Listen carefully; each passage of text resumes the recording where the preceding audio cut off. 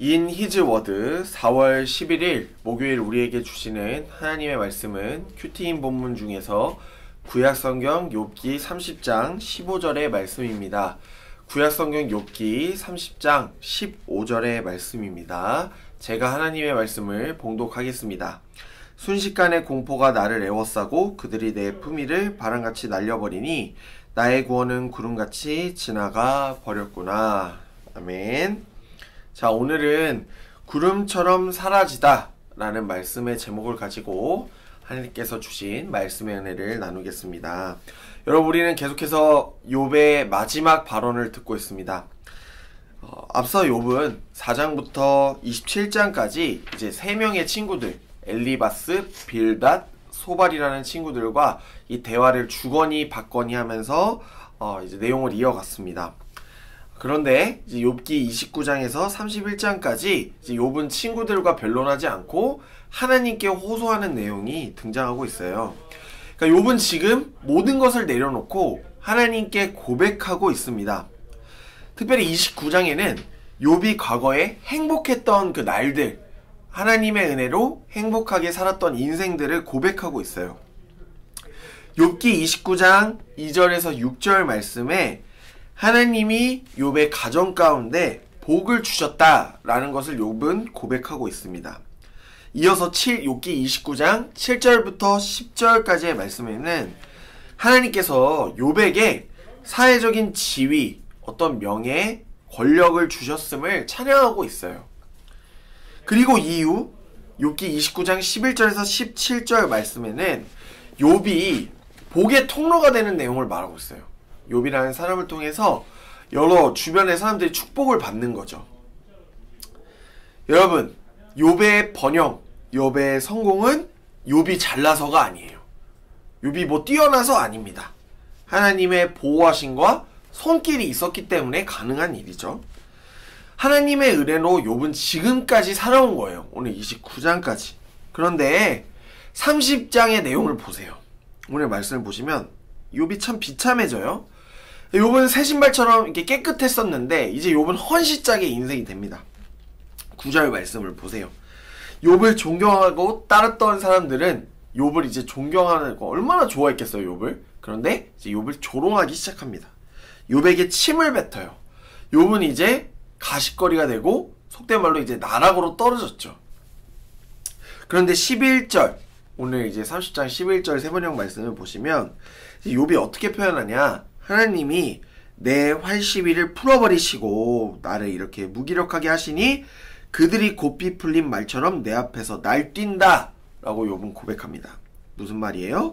욥은 이제 자신을 무기력하게 곤고하게 하신 분이 하나님이시다 라고 고백하고 있어요. 그러니까 욥은 이제 행복한 인생이 아니라 고달픈 인생, 힘든 인생, 안쓰러운 인생이 된 거죠. 욥이 잘 나갔을 때 사람들은 욥을 지지하고 응원하고 따라갔습니다. 그러나 욥이 모든 것을 잃자 사람들은 욥을 손가락질하고 경멸하고 욥을 버렸어요. 정말 구름같이 모든 것이 한 번에 싹 사라졌습니다. 이제 욥을 좋아했던 사람들은 욥의 대적자들이 됩니다. 욥을 버리고 경멸하고 조롱해요. 비난해요. 욥의 입장에서 생각해 보십시오, 여러분들. 욥은 하루아침에 가족들도 잃고 재산들도 잃고 종들도 잃었는데 이제 사람들까지 자기를 조롱하는 거예요. 욥의 입장이 어떻겠습니까? 살기 싫지 않겠습니까? 너무나도 힘들어요. 그런데 다르게 생각해 보면요, 여러분. 욥이 잘 나가고 부자였고 인기 있었을 때 욥은 지금 겪는 이 감정, 상황 이런 거 경험해보지 못했을 거예요. 욥이 모든 것을 잃고 나니까 아무것도 없으니까 사람의 본성과 사람의 진심을 알게 된 거죠. 이 사람이 엄청 악하구나. 사람이 정말 이득대로 움직이는구나 라는 것을 깨달았을 거예요. 여러분, 우리의 인생도 마찬가지입니다. 우리의 인생 지금 뭐 우상향 곡선을 여러분 그리고 계신가요? 항상 우상향 곡선을 그리지 않죠. 우리 인생의 그래프가.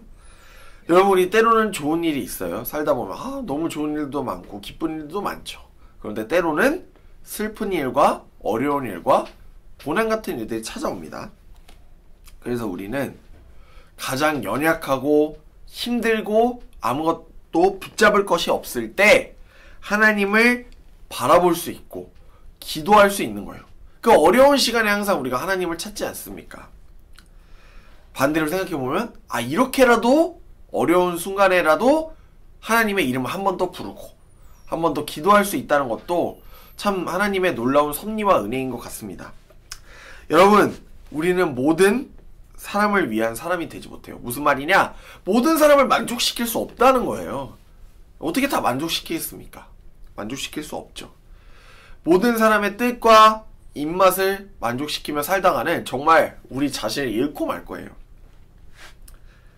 여러분, 다르게 말씀드리면 우리의 인생은 구름, 오늘 욥에서 말한 것처럼 구름 그리고 바람과 같아요.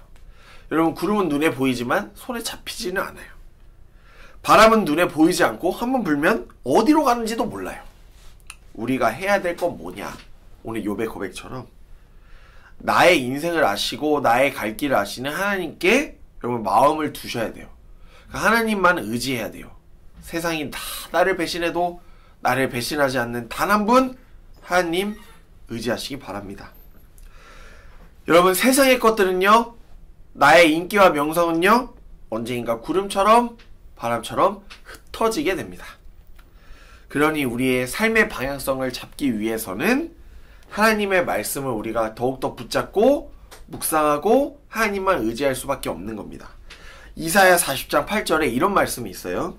풀은 마르고 꽃은 시드나 우리 하나님의 말씀은 영원히 서리라 하라 라고 한 예언자는 말하고 있습니다.